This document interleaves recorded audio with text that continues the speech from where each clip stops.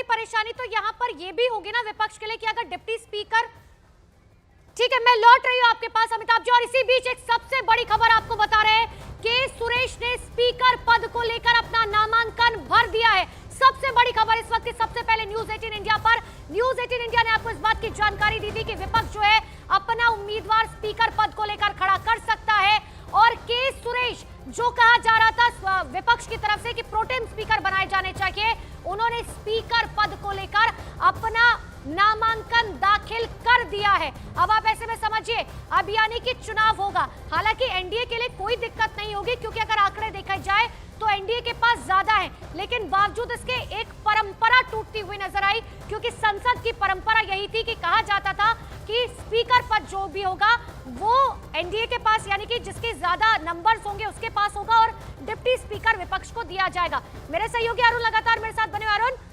Speaker पद के लिए नामांकन दाखिल कर दिया गया के सुरेश की तरफ से?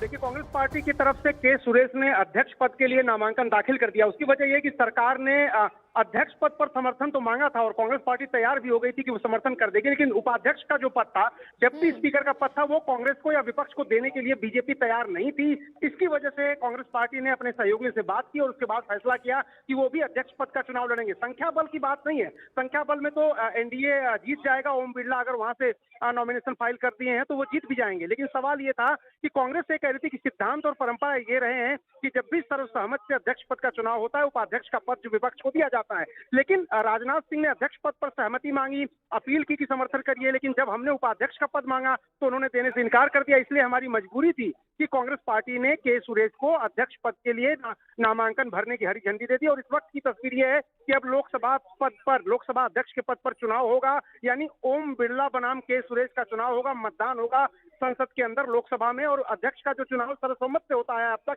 उसमें अब के सुरेश बनाम ओम बिरला की लड़ाई होगी।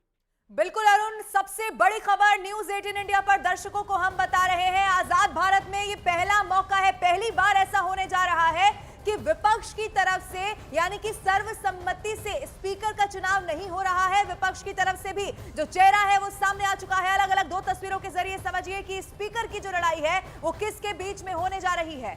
ओम बिरला जो कि बीजेपी की एनडीए की तरफ से उम्मीदवार हैं, और दूसरी तरफ है के सुरेश, कोडिकुनिल सुरेश। लगातार प्रोटेम स्पीकर के लिए भी इनका नाम सामने आ रहा था, उसको लेकर भी लंबा विवाद यहां पर हुआ, लेकिन अब खबर ये सामने आ रही है कि स्पीकर पद के उम्मीदवार होंगे इंडिया गठबंधन की ओर से, और ऐसे में अपना नामांकन इनकी ओर से दाखिल कर दिया गया है। केरल के मेवलिकारा से 8 बार के सांसद हैं कोडिकुनिल सुरेश, और वरिष्ठता के आधार पर भी वो सबसे बड़े माने जाते हैं, ऐसा इंडिया